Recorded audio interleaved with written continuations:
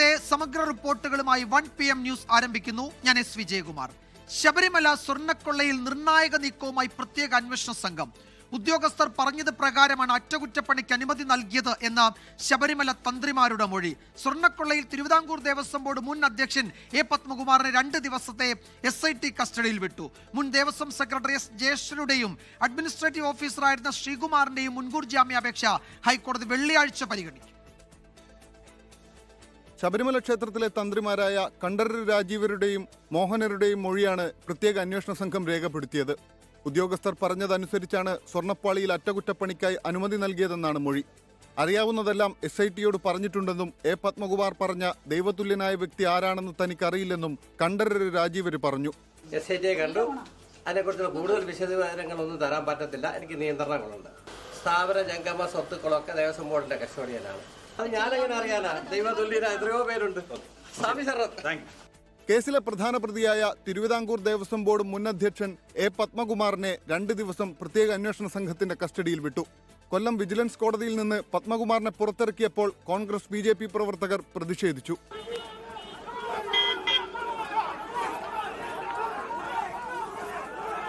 മുൻ Devaswom secretary Jayashree, administrative ഓഫീസറായിരുന്ന Sreekumar എന്നിവരുടെ മുൻകൂർ ജാമ്യാപേക്ഷ ഹൈക്കോടതി വെള്ളിയാഴ്ച പരിഗണിക്കും. അതുവരെ ജയശ്രീയുടെ അറസ്റ്റിനുള്ള വിലക്കും തുടരും. 24 കൊല്ലം.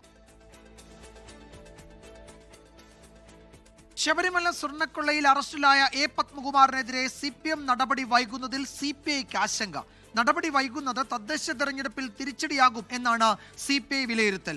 ഇന്നലെ ചേർന്ന CPI സംസ്ഥാന സെക്രട്ടേറിയറ്റ് യോഗത്തിലാണ് നേതാക്കൾ ഈ ആശങ്ക പങ്കുവച്ചത്.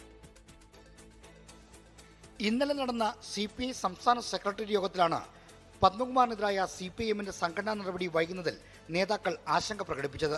അച്ചടക്ക നടപടി വേണോ വേണ്ടയോ എന്നതൊക്കെ CPIഎമ്മിന്റെ ആഭ്യന്തര വിഷയമാണെങ്കിലും ദേവസ്വം ബോർഡിന്റെ തലപ്പത്തിരുന്ന പത്മകുമാറിനെതിരായ നടപടി വൈകുന്നത് മുന്നണിയാകെ ബാധിക്കുന്ന പ്രശ്നമാണെന്ന് നേതാക്കൾ ചൂണ്ടിക്കാട്ടി. സ്വർണ്ണക്കൊള്ളക്കേസിൽ അറസ്റ്റിലായ പത്മകുമാറിനെതിരായ നടപടി വൈകുന്നത് തെറ്റായ വ്യാഖ്യാനങ്ങൾക്ക് വഴിവെക്കും. ഇത്തരം ചർച്ചകൾ വ്യാപകമാകുന്നത് തദ്ദേശ തെരഞ്ഞെടുപ്പിൽ തിരിച്ചടിയാകുമെന്നാണ് CPI നേതാക്കളുടെ ആശങ്ക. കുറ്റപത്രം വന്ന ശേഷം മാത്രം നടപടി മതിയെന്ന നിലപാടൊന്നും സാധാരണ ജനങ്ങൾക്ക് ദഹിക്കുന്നതല്ലെന്നും സെക്രട്ടേറിയറ്റ് യോഗത്തിൽ അഭിപ്രായം ഉയർന്നു. വിശദമായ ചർച്ച നടന്നിട്ടും സംസ്ഥാന സെക്രട്ടറി ബിനോയ് വിശ്വം മൗനം പാലിച്ചു. തിരഞ്ഞെടുപ്പ് കാലമായതിനാൽ പരസ്യ പ്രതികരണം വേണ്ടെന്ന തീരുമാനത്തിന്റെ ഭാഗമാണ് മൗനമെന്നാണ് സൂചന. എന്നാൽ പത്മകുമാറിനെ CPIഎം സംരക്ഷിക്കുകയാണെന്നാണ് പ്രതിപക്ഷ ആരോപണം. സ്വർണം കട്ടതിന്റെ കാര്യത്തിൽ ഒരു കോംപ്രമൈസും ഇല്ല. കട്ടവൻ പുറത്തു വരണം. തന്ത്രിമാരെ സംശയത്തിന് നിഴൽ നിർത്തി യഥാർത്ഥ കള്ളന്മാർ തന്ത്രി പോലും അറിയാണ്ടാണ് സ്വർണം അടിച്ചുകൊണ്ടുപോയിട്ടുള്ളത്. സ്വർണ്ണക്കൊള്ള വിഷയത്തിൽ പത്മകുമാറിനെതിരെ സംഘടനാ നടപടി ഇല്ലാത്തതിനെ ചോദ്യം ചെയ്ത് BJPയും രംഗത്തുണ്ട്. പത്മകുമാർ പിണറായി വിജയന്റെ മനസാക്ഷി സൂക്ഷിപ്പുകാരനല്ലേ, പിന്നെ എങ്ങനെ പുറത്താക്കും? സംഘടിതമായ കുറ്റകൃത്യമാണ്. ക്ഷേത്രങ്ങൾ തകർക്കാനും അവിടുത്തെ സമ്പത്ത് കൊള്ളയടിക്കാനും പാർട്ടി തലത്തിലെടുത്ത തീരുമാനമാണിത്. അതാണ് ശബരിമല സമരകാലത്ത് നമ്മൾ കണ്ടത്. അതിന്റെ ഭാഗമായിട്ട് തന്നെയുള്ള കൊള്ളയാണ് നടന്നിരിക്കുന്നത്. ആ കാലത്ത് തന്നെയാണ് ഈ കൊള്ള നടന്നിരിക്കുന്നത്. സ്വർണ്ണക്കൊള്ളക്കേസിലെ അന്വേഷണമടക്കമുള്ള പൊതുസ്ഥിതി വിലയിരുത്താൻ 29-ന് CPI സംസ്ഥാന സെക്രട്ടേറിയറ്റ് വീണ്ടും ചേരുന്നുണ്ട്. ശ്രീജിത്ത്, 24 തിരുവനന്തപുരം. കേരളത്തിൽ തീവ്ര വോട്ടർ പട്ടിക പരിഷ്കരണ നടപടികൾ തുടരും. SIR നീട്ടിവെക്കണമെന്ന കേരളത്തിന്റെ ഹർജിയിൽ തെരഞ്ഞെടുപ്പ് കമ്മീഷനോട് സത്യവാങ്മൂലം നൽകാൻ സുപ്രീം കോടതി നിർദ്ദേശിച്ചു. അടുത്ത മാസം 2-ന് ഹർജികൾ വീണ്ടും കോടതി പരിഗണിക്കും. നിലവിൽ കേരളത്തിലെ പ്രശ്നം വ്യത്യസ്തമെന്ന് ചീഫ് ജസ്റ്റിസ് തെരഞ്ഞെടുപ്പ് കമ്മീഷനോട് സൂചിപ്പിച്ചു. R. അച്യുതൻ വിവരങ്ങൾ നൽകും. ഡൽഹിയിൽ നിന്ന് അച്യുതൻ, ഒരു ഇടക്കാല സ്റ്റേ എന്ന ആവശ്യം ഇന്ന് കോടതി പരിഗണിച്ചോ? അത് കോടതിയുടെ മുൻപാകെ സർക്കാരും രാഷ്ട്രീയ പാർട്ടികളും ഉന്നയിച്ചു. എന്താണ് ഇന്ന് കോടതിയിൽ ഈ വിഷയത്തിൽ നടന്നത്? വിജയകുമാർ, SIR-നെതിരായ ഹർജികൾ, അതായത് തമിഴ്നാട്, പോണ്ടിച്ചേരി, അതുപോലെ തന്നെ പശ്ചിമ ബംഗാൾ, കേരളം ഉൾപ്പെടെയുള്ള സംസ്ഥാനങ്ങളിൽ നിന്ന് SIR-നെതിരെ വന്ന ഹർജികളാണ് ഇന്ന് ചീഫ് ജസ്റ്റിസ് സൂര്യകാന്തിന്റെ ബെഞ്ചിന് മുൻപാകെ എത്തിയത്. അതിൽ തുടക്കം തമിഴ്നാട് തന്നെ ഇക്കാര്യത്തിൽ പറഞ്ഞത് നിരവധി ജോലി സമ്മർദ്ദം ഇതുമൂലം BLMമാർ അനുഭവിക്കുന്നു. ഒപ്പം തന്നെ അവിടെ ഈ നടപടികൾ എന്യൂമറേഷൻ ഫോം സമർപ്പിക്കേണ്ട അവസാന തീയതി 4-ആണ്. അതുകൊണ്ട് അടിയന്തരമായി ഈ വിഷയം പരിഗണിക്കണം എന്ന് തമിഴ്നാട് കോടതിയെ അറിയിക്കുകയുണ്ടായി. അപ്പോഴും സുപ്രീം കോടതി പറഞ്ഞത് കേരളത്തിലെ പ്രശ്നങ്ങളിലേക്ക് വരുമ്പോൾ അതൊരു വ്യത്യസ്തമായ പ്രശ്നമാണ്. കാരണം അവിടെ തദ്ദേശ തെരഞ്ഞെടുപ്പ് സാഹചര്യം നിലനിൽക്കുന്നു. ഒപ്പം തന്നെ കേരളത്തിന്റെ ആവശ്യം ഈ പ്രക്രിയ നീട്ടിവെക്കണമെന്നൊരു ആവശ്യമാണ്. ആ കാര്യം മുൻനിർത്തിയായിരുന്നു ചീഫ് ജസ്റ്റിസ് സൂര്യകാന്ത് തെരഞ്ഞെടുപ്പ് കമ്മീഷനോട് അക്കാര്യം പറഞ്ഞതും. അതിനുശേഷമാണ് കേരളത്തിന്റെ ഹർജികൾ ഉന്നയിച്ചത്. ആ ഘട്ടത്തിലാണ് മുഖ്യ തെരഞ്ഞെടുപ്പ് കമ്മീഷനോടും സംസ്ഥാന തെരഞ്ഞെടുപ്പ് കമ്മീഷനോടും ഈ വിഷയത്തിൽ സത്യവാങ്മൂലം സമർപ്പിക്കാൻ, അതായത് അടുത്ത മാസം 1-ാം തീയതിക്കകം സത്യവാങ്മൂലം സമർപ്പിക്കാനായിട്ട് ചീഫ് ജസ്റ്റിസ് സൂര്യകാന്തിന്റെ ബെഞ്ച് നിർദ്ദേശിച്ചിരിക്കുന്നത്. ഡിസംബർ 2-ന് ഈ ഹർജികൾ വീണ്ടും പരിഗണിക്കും. ഇന്ന് ഹർജിക്കാർ സ്റ്റേ വേണമെന്നൊരു ആവശ്യം മുൻനിർത്തിയില്ല. അത് ഒരുപക്ഷെ തെരഞ്ഞെടുപ്പ് കമ്മീഷൻ ഈ വിഷയത്തിൽ മറുപടി സമർപ്പിക്കാത്ത പശ്ചാത്തലത്തിലായിരിക്കാം ഇന്ന് ഹർജിക്കാർ എന്തായാലും സ്റ്റേ വേണമെന്നൊരു ആവശ്യം മുൻനിർത്തിയില്ല. ഒപ്പം തന്നെ ഒരു കൂട്ടം ഹർജികൾ ഇന്ന് പരിഗണനയിൽ ഉണ്ടായിരുന്നത് കൊണ്ട് തന്നെ പ്രത്യേകമായി തന്നെ സംസ്ഥാനങ്ങളുടെ ആവശ്യങ്ങളും ഇന്ന് ചീഫ് ജസ്റ്റിസ് പരിഗണിക്കുകയല്ല ഉണ്ടായത്. മറിച്ച് നിലവിൽ ഈ കേസുകൾ അത് ലിസ്റ്റ് ചെയ്യുകയാണ്. ഇന്ന ദിവസങ്ങളിലേക്ക് ഇന്ന സംസ്ഥാനങ്ങളുടെ SIRമായി ബന്ധപ്പെട്ട ഹർജികൾ പരിഗണിക്കാം എന്ന തീരുമാനത്തിലേക്കാണ് ചീഫ് ജസ്റ്റിസ് എത്തിയിരിക്കുന്നത്. എന്നാൽ കേരളത്തെ സംബന്ധിച്ച് തെരഞ്ഞെടുപ്പ് കമ്മീഷൻ ഇന്ന് കോടതിയെ അറിയിച്ചത് കേരളത്തിൽ നിലവിൽ ജോലി തടസ്സം അല്ലെങ്കിൽ BLOമാരുടെ ഭാഗത്ത് അല്ലെങ്കിൽ അവിടെ ഈ പ്രക്രിയയുമായി ബന്ധപ്പെട്ട് ഒരു തടസ്സവും കമ്മീഷൻ നേരിടുന്നില്ല.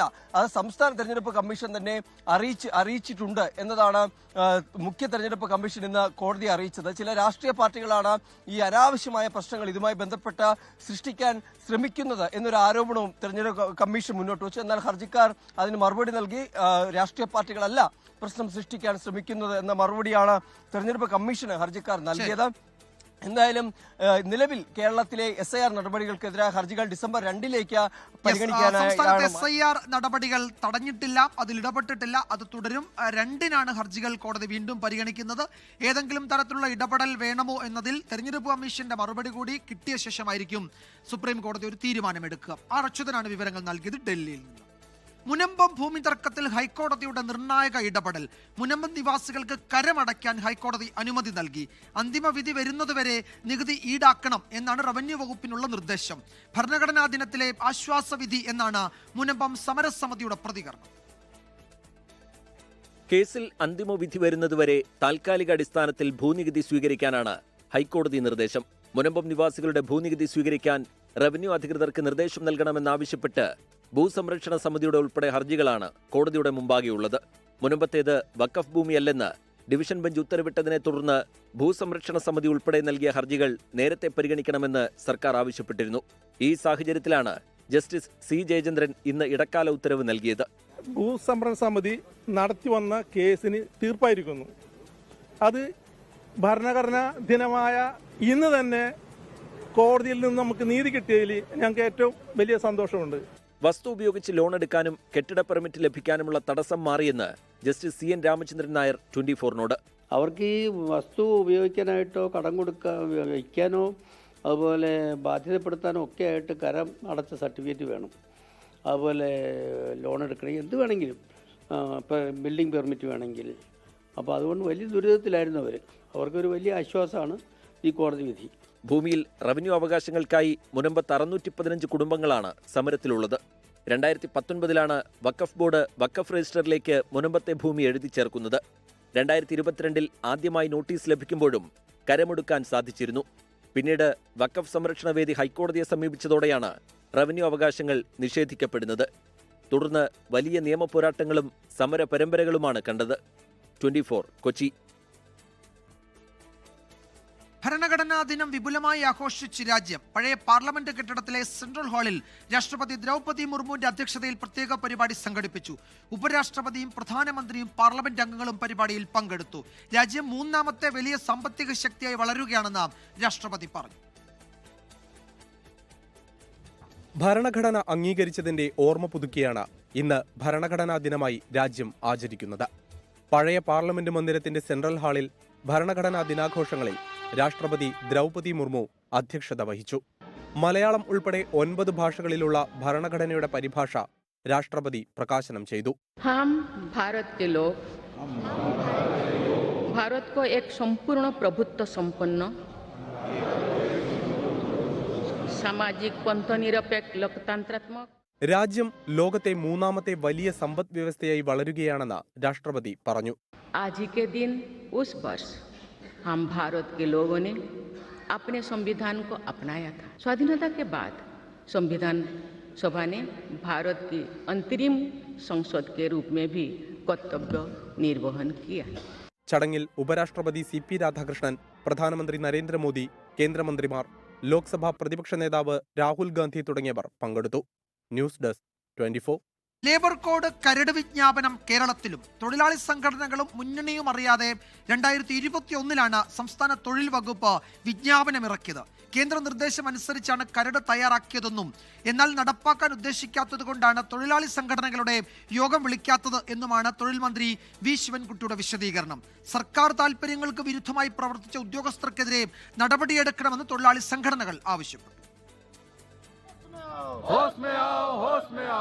ലേബർ കോഡിനെതിരെ രാജ്യവ്യാപക പ്രതിഷേധത്തിന് CITU നേതൃത്വം നൽകുമ്പോഴാണ് സംസ്ഥാനം കോഡ് നടപ്പാക്കുന്നതിന് മുന്നോടിയായിട്ടുള്ള കരട് വിജ്ഞാപനം പുറത്തിറക്കിയത്. മുന്നണിയിലോ തൊഴിലാളി സംഘടനകളുമായോ ചർച്ച ചെയ്യാതെയായിരുന്നു 2021 വിജ്ഞാപനം പുറത്തിറക്കിയത്.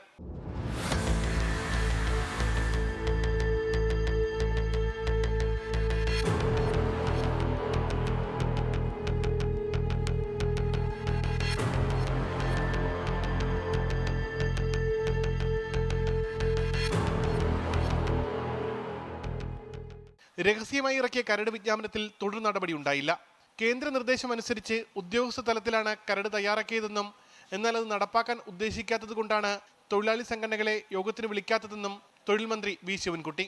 ഇതൊരു കരടായിട്ട് ഒന്ന് തയ്യാറാക്കി വെച്ചു. അത് അങ്ങനെ തന്നെ തയ്യാറാക്കിയ സ്ഥലത്ത് തന്നെ ഇരിക്കുകയാണ്. കരട് പ്രസിദ്ധീകരിച്ചു എന്നല്ലാതെ അതിനപ്പുറം വേറൊരു നടപടിക്രമങ്ങൾ ഇത്രയും രണ്ട് വർഷമായിട്ട് നമ്മൾ നടത്തിയിട്ടില്ല. അങ്ങനെ അത് നടപ്പിലാക്കുന്ന ഒരു സാഹചര്യം വന്നെങ്കിൽ മാത്രമേ മതിയല്ലോ. സംസ്ഥാന സർക്കാരിന്റെ നിലപാടിന് വിരുദ്ധമായി പ്രവർത്തിക്കുന്ന ഉദ്യോഗസ്ഥർക്കെതിരെ നടപടിയെടുക്കണമെന്ന് AITUCയും INTUCയും ആവശ്യപ്പെട്ടു. ഗവൺമെന്റ് തലത്തിൽ മന്ത്രി അറിയാതെ, മന്ത്രിമാർ ബന്ധപ്പെടാതെ ഉദ്യോഗസ്ഥ തലത്തിൽ ഇതുപോലെ ചർച്ച നടത്തി പിൻവാതിലൂടെ നിയമങ്ങൾ അടിച്ചേൽപ്പിക്കാൻ ശ്രമിച്ചാൽ അത് ഒരു കാരണവശാലും അംഗീകരിക്കാൻ കഴിയുന്നതല്ല. കൃത്യമായി കേന്ദ്ര ഗവൺമെൻറ് കൊണ്ടുവരുന്ന ആക്ടിനെ സംസ്ഥാനത്ത് എങ്ങനെയാണ് അത് പ്രാവർത്തികമാക്കേണ്ടതാണോ എന്നുള്ളത് കൃത്യമായി അവലോകനം ചെയ്ത് നടപ്പാക്കാനുള്ള സമ്പൂർണ്ണമായ അധികാരം സംസ്ഥാന ഗവൺമെൻറ്റിൽ നിക്ഷിപ്തമാണ്. ഇത് കേവലം ഉദ്യോഗസ്ഥന്മാർ അത് ചെയ്തു പോയി എന്ന് പറയുന്നതിൽ കാര്യമില്ല. അങ്ങനെയൊരു പ്രതികരണം ആരുടെയെങ്കിലും ഭാഗത്തുനിന്നുണ്ടായാൽ തീർത്തും നിരുത്തരവാദിത്വപരമാണ്. ലേബർ കോഡിന്റെ കരട് ഒളിപ്പിച്ച് കടത്താൻ ശ്രമിച്ചെന്ന് CITU ആരോപിച്ചു. കേന്ദ്ര നിയമത്തിൻ്റെ ഭാഗമായി നടപ്പിലാക്കുന്ന തൊഴിലാളി വിരുദ്ധ നിലപാടുകൾ കേരളം അംഗീകരിക്കില്ല. ഇന്ന് തൊഴിലാളികൾ അനുഭവിക്കുന്ന ഏതെങ്കിലും തരത്തിലുള്ള ആനുകൂല്യങ്ങൾ ഇല്ലാതാക്കുന്നതിനോ വെട്ടിക്കുറയ്ക്കുന്നതിനോ കേരളം സന്നദ്ധമാവില്ല. ഈ നിയമത്തിൻ്റെ പശ്ചാത്തലത്തിൽ ഈ കാര്യം കേരളത്തിലെ ഗവൺമെന്റ് വ്യക്തമാക്കി കഴിഞ്ഞിട്ടുണ്ട്. ലേബർ കോഡുമായി ബന്ധപ്പെട്ട് മന്ത്രി വി ശിവൻകുട്ടി വിളിച്ച തൊഴിലാളി സംഘടനാ പ്രതിനിധികളുടെ അടിയന്തര യോഗം നാളെ ചേരും. 24 തിരുവനന്തപുരം. കേന്ദ്ര സർക്കാർ കൊണ്ടുവന്ന ലേബർ കോഡിനെതിരെ രാജ്യവ്യാപക പ്രതിഷേധം. രാജ്യത്തെ 10 തൊഴിലാളി സംഘടനകളുടെ നേതൃത്വത്തിലാണ് പ്രതിഷേധം. പ്രാദേശിക തലങ്ങളിലും പ്രതിഷേധം സംഘടിപ്പിച്ചിട്ടുണ്ട്.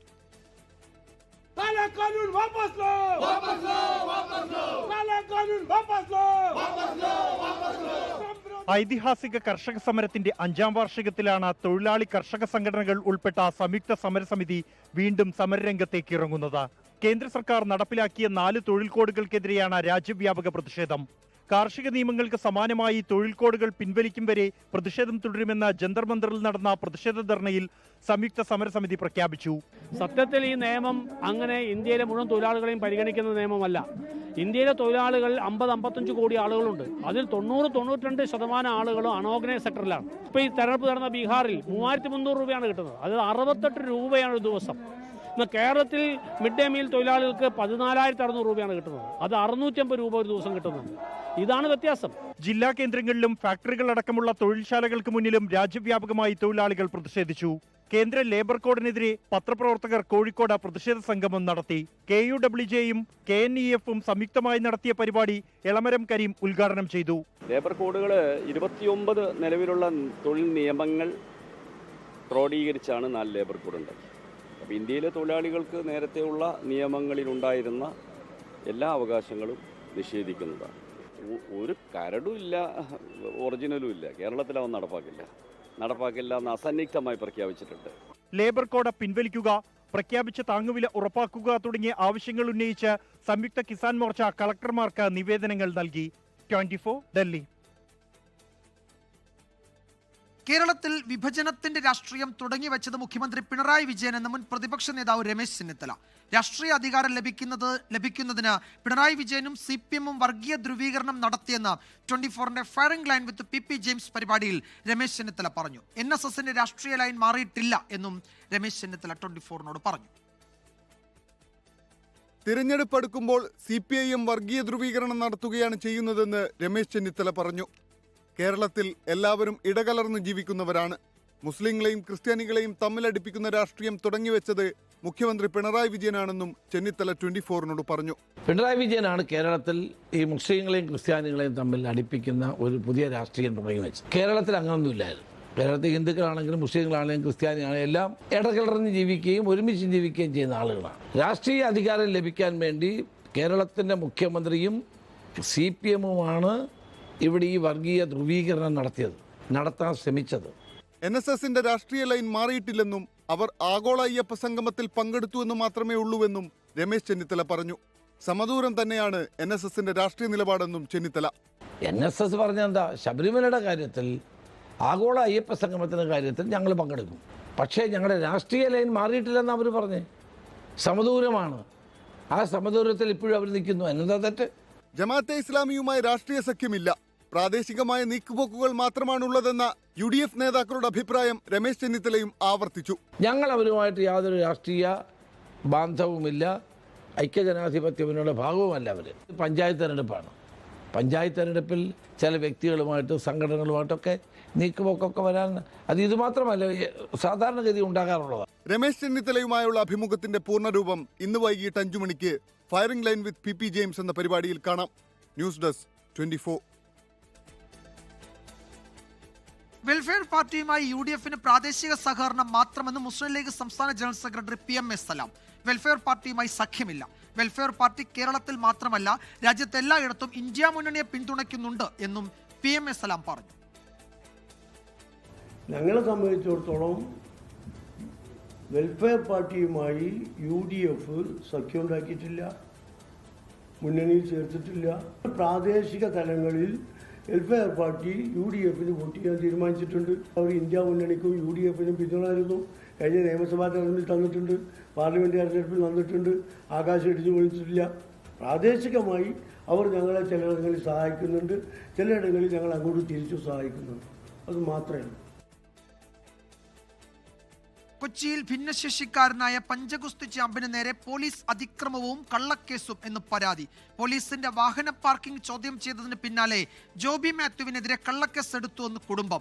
രാജ്യത്തിനായി മെഡൽ നേടിയ തന്നെ ബോധപൂർവം കുടുക്കിയെന്നാണ് 24-നോട് ജോബി മാത്യുവിന്റെ പ്രതികരണം. ഇന്നലെ രാവിലെ 10 മണിയോടെ ഗവർണർ ഉദ്ഘാടനം ചെയ്യുന്ന പരിപാടിയിൽ പങ്കെടുക്കാൻ പോവുകയായിരുന്നു ലോക പഞ്ചഗുസ്തി ചാമ്പ്യനായ ജോബി മാത്യുവും കുടുംബവും. എടത്തലയിൽ വെച്ച് പോലീസിന്റെ ഇന്റർസെപ്റ്റർ വാഹനം റോഡിലേക്ക് കയറ്റി പാർക്ക് ചെയ്തത് ചോദ്യം ചെയ്തു.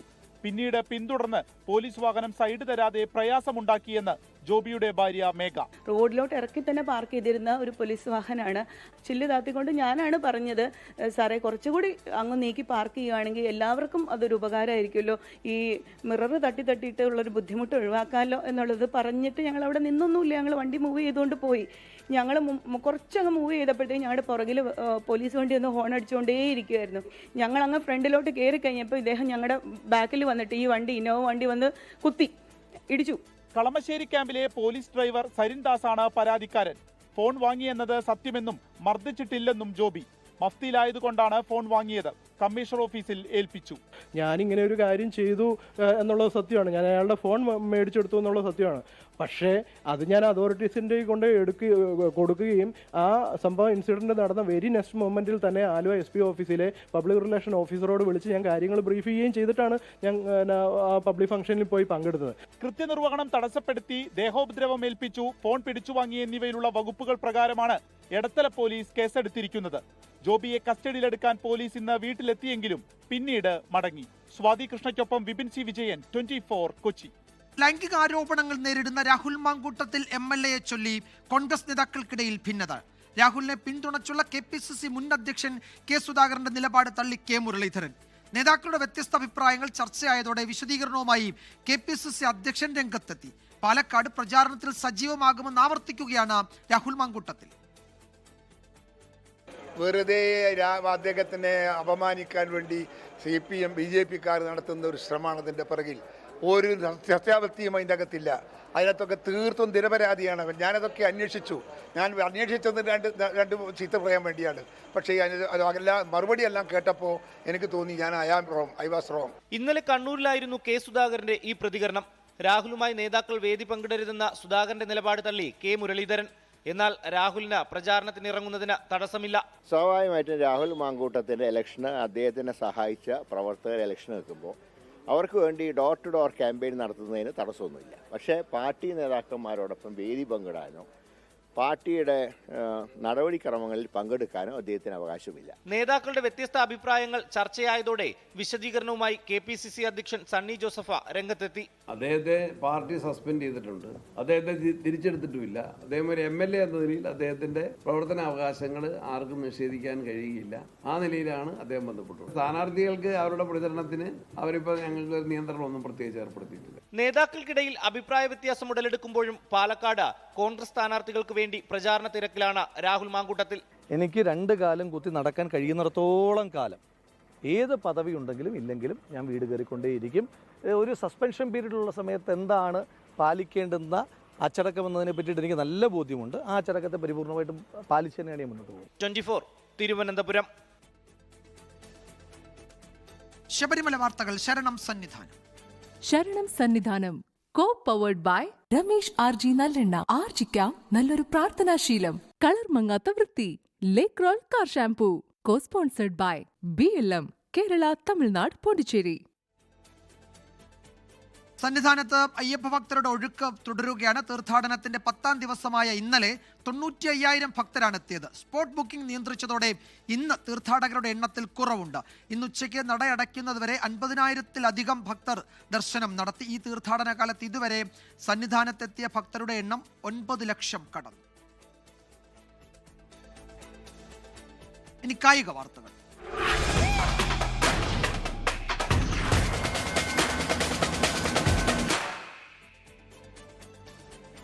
ഗുവാഹത്തി ടെസ്റ്റിലെ ദയനീയ തോൽവിയോടെ ദക്ഷിണാഫ്രിക്കയ്ക്കെതിരായ ടെസ്റ്റ് പരമ്പര കൈവിട്ട് ടീം ഇന്ത്യ.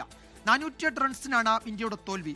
549 റൺസ് വിജയലക്ഷ്യം പിന്തുടർന്ന ഇന്ത്യ 140 പുറത്തായി. ടെസ്റ്റ് ചരിത്രത്തിലെ റൺസ് അടിസ്ഥാനത്തിലുള്ള ഇന്ത്യയുടെ ഏറ്റവും വലിയ തോൽവിയാണിത്. 2-0 പരമ്പര തൂത്തുവായ പ്രോട്ടീസ് 25 വർഷത്തിന് ശേഷം ഇന്ത്യൻ മണ്ണിൽ ടെസ്റ്റ് സീരീസ് സ്വന്തമാക്കുകയും ചെയ്തു. ലോകത്തെവിടെയായാലും ഏത് സമയത്തും 24 വാർത്തകളും ഓഗ്മെന്റഡ് റിയാലിറ്റി പാക്കേജുകളും എക്സ്പ്ലെയിനറുകളും വിശദമായി കാണാൻ ഞങ്ങളുടെ YouTube ചാനൽ നിങ്ങൾക്ക് സബ്സ്ക്രൈബ് ചെയ്യാം.